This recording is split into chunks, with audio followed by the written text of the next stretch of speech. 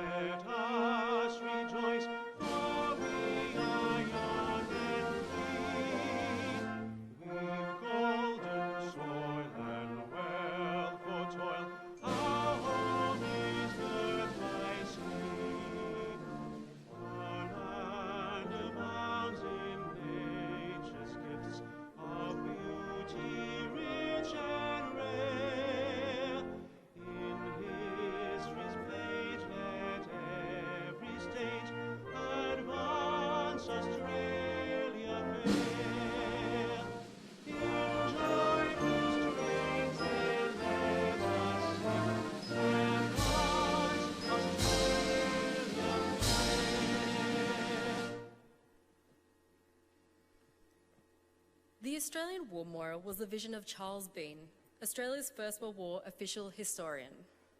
Bean landed with the Australian troops on Gallipoli and stayed with them at the front through to the end of the war.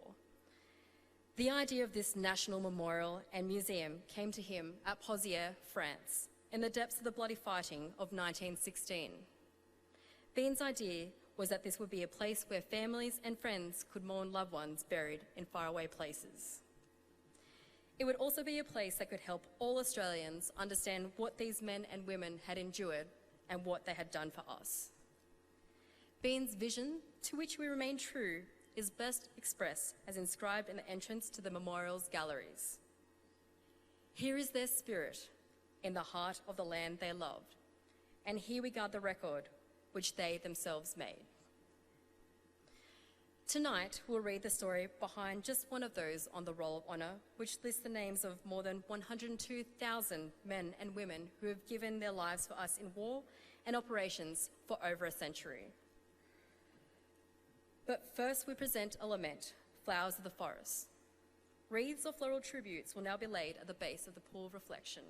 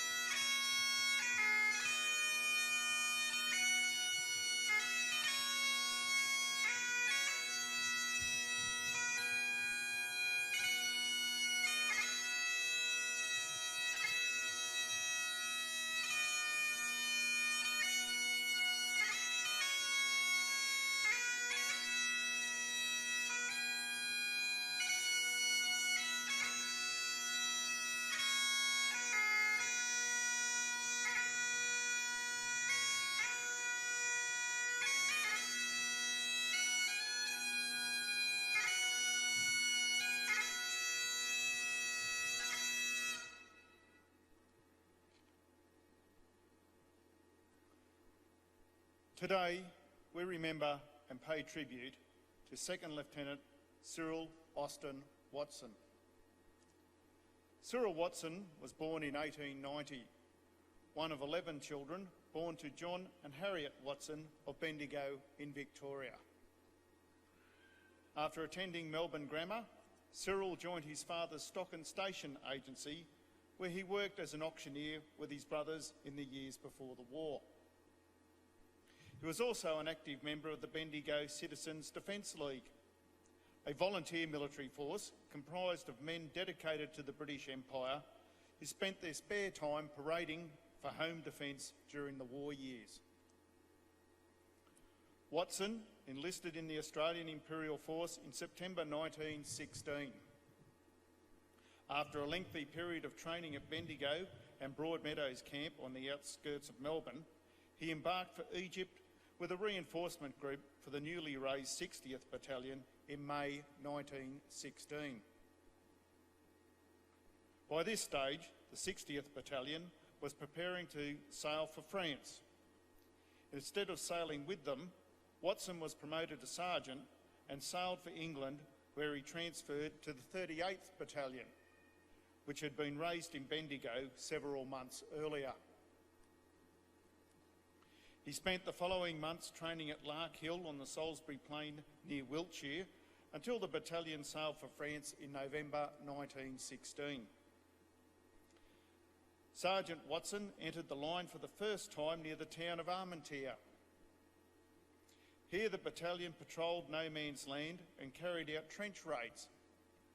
When they were not raiding the Germans were raiding them or subjecting the Australians to heavy bombardments. Despite Armentières being a quiet sector by Western Front standards, the routine of holding the line cost the battalion heavily. Owing to losses in the battalion throughout January 1917, Cyril was commissioned in the field to Second Lieutenant and made commander of No. 3 Platoon. The battalion rotated in and out of the line until mid-February, when it prepared to make a major raid on the German trenches near Upline. No. 3 Platoon was holding a frontline position known as Leith's Walk on the night of the 23rd of February, when a German trench mortar, known as a Minenwerfer, detonated near Watson, killing him instantly.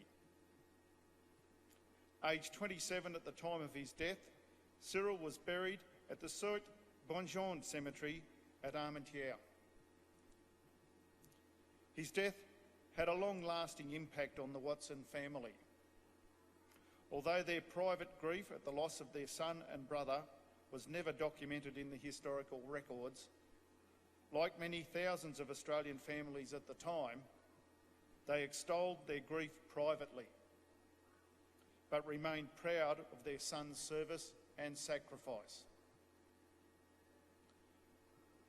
Cyril Watson is listed on the Roll of Honour on your left, among almost 62,000 Australians who died while serving in the First World War. His photograph is displayed beside the pool of reflection. His is just one of the many stories of service and sacrifice told here at the Australian War Memorial.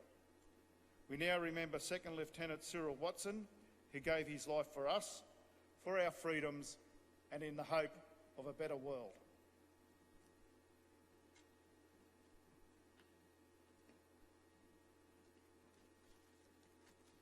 Please stand for the reading of the ode and the sounding of the last post.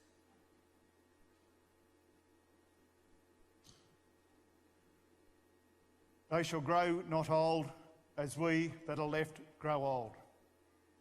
Age shall not weary them, nor the years condemn. At the going down of the sun and in the morning, we will remember them.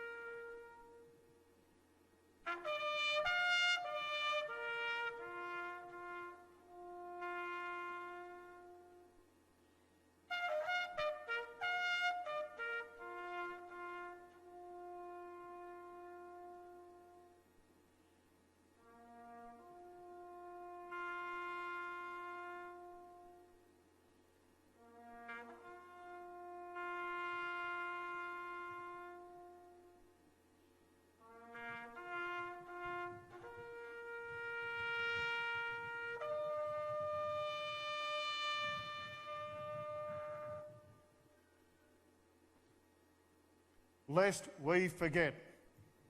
Lest we forget.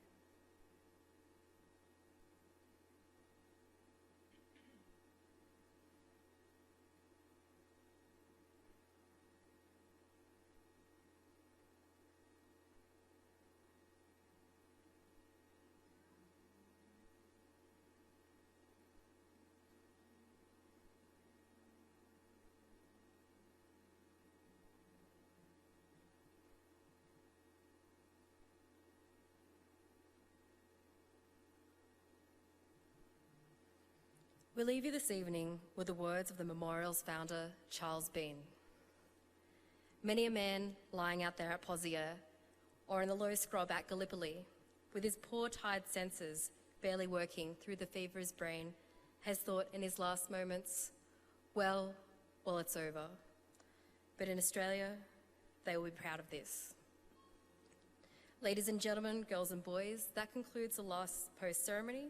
We thank you for visiting the Australian War Memorial and we wish you a very good evening.